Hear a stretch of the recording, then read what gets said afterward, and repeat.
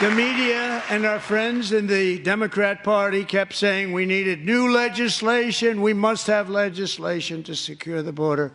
But it turned out that all we really needed was a new president.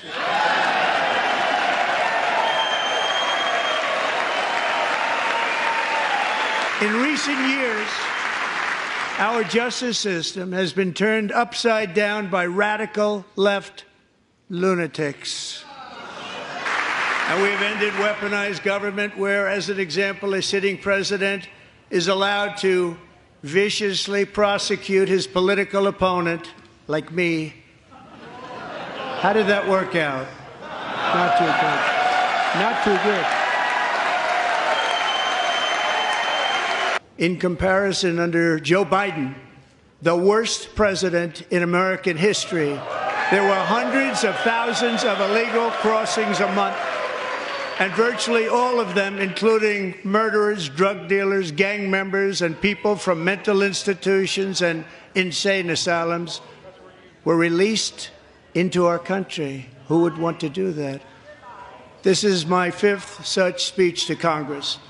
And once again, I look at the Democrats in front of me, and I realize there is absolutely nothing I can say to make them happy, or to make them stand or smile or applaud. Nothing I can do.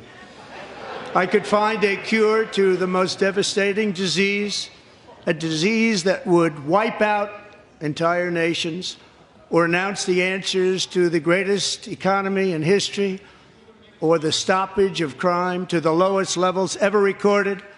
And these people sitting right here will not clap, will not stand, and certainly will not cheer for these astronomical achievements. They won't do it, no matter what. I terminated the ridiculous Green New Scam. I withdrew from the unfair Paris Climate Accord, which was costing us trillions of dollars. As you know, we inherited from the last administration an economic catastrophe and an inflation nightmare.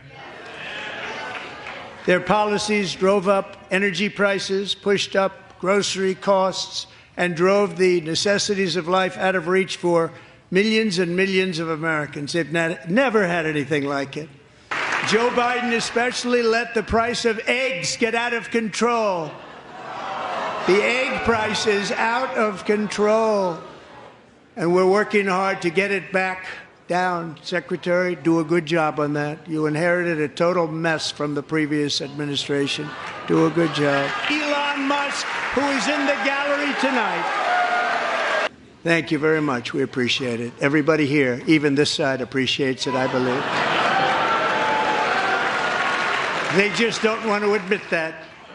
$1.9 billion to recently created Decarbonization of Homes Committee, headed up, and we know she's involved. Just at the last moment, the money was passed over by a woman named Stacey Abrams. Have you ever heard of her?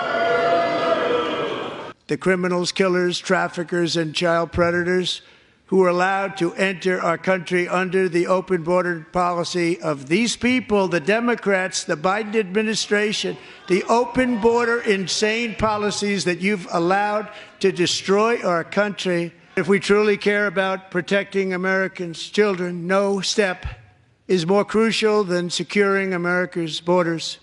Over the past 4 years, 21 million people poured into the United States. Many of them were murderers, human traffickers, gang members, and other criminals from the streets of dangerous cities. The nation founded by pioneers and risk takers now drowns under millions and millions of pages of regulations and debt. And the next phase of our plan to deliver the greatest economy in history is for this Congress to pass tax cuts for everybody. They're in there. They're waiting for you to vote.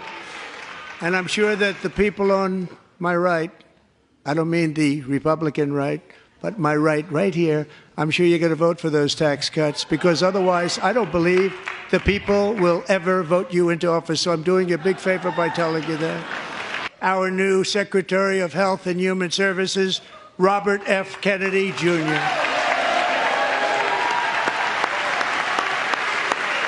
With the name Kennedy, you would have thought everybody over here would have been cheering. How quickly they forget. The United States has sent hundreds of billions of dollars to support Ukraine's defense, with no security, with no anything. Do you want to keep it going for another 5 years? Yeah, you would say Pocahontas says yes.